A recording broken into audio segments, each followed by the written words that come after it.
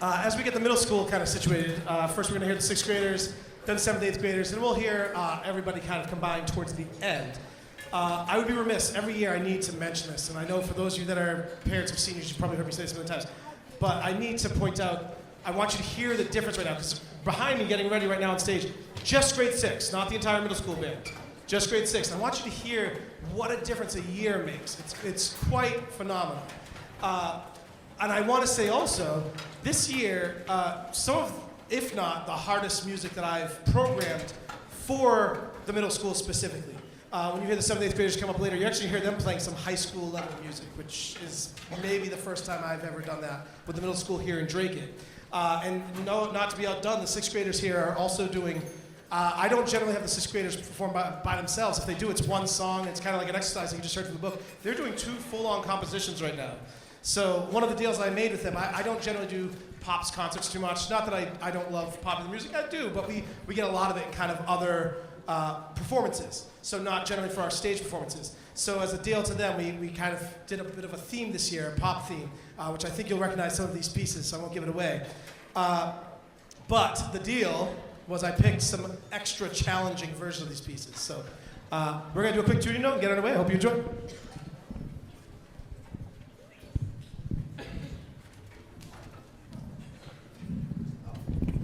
I'm so sorry. I realized, too, I forgot something.